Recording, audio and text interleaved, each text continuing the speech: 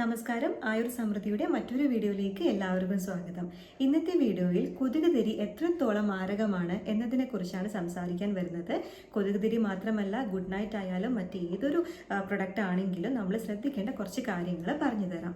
പണ്ടൊക്കെ ആണെങ്കിൽ കൊതുകുതിരിയായിരുന്നു ഫാഷൻ, പക്ഷെ ഇപ്പോൾ അത് മാറി ഗുഡ് നൈറ്റും അതുപോലുള്ള ഇതിലേക്ക് മാറിയിട്ടുണ്ട് അല്ലേ.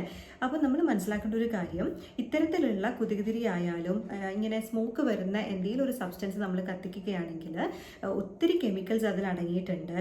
കാർസിനോജനിക് മെറ്റീരിയൽസ് ഉണ്ട്, പിന്നെ കീടനാശിനി ഉണ്ട്, അലൂമിനിയം, ക്രോമിയം, ടിന്ന്, സകലമായ കാര്യങ്ങളും അതിലുണ്ട്.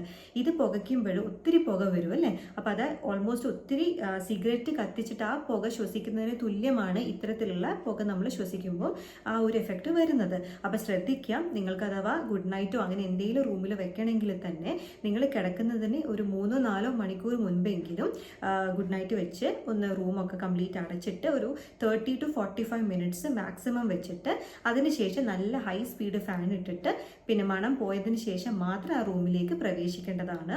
ഒരുപാട് ഹെൽത്ത് ഇഷ്യൂസ് നമ്മൾ ഫേസ് ചെയ്യേണ്ടി വരും. അതായത് അർബുദം, അതായത് ഈ കാർസിനോജനിക് മെറ്റീരിയൽസ് ഉള്ളത് കൊണ്ട് തന്നെ അത്തരത്തിലുള്ള കണ്ടീഷൻസിലേക്ക് ലീഡ് ചെയ്യാൻ ചാൻസസ് ഉണ്ട്.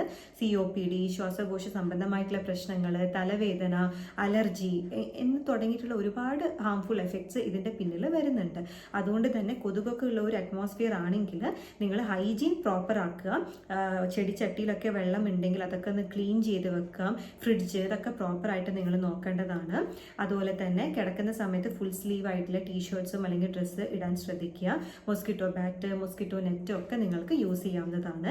നമ്മുടെ ഹെൽത്ത് നമ്മൾ തന്നെയാണ് നോക്കേണ്ടത്. Prevention is always better than cure. So അടുത്തൊരു ദിവസം കാണുന്നത് വരെ നന്ദി, നമസ്കാരം.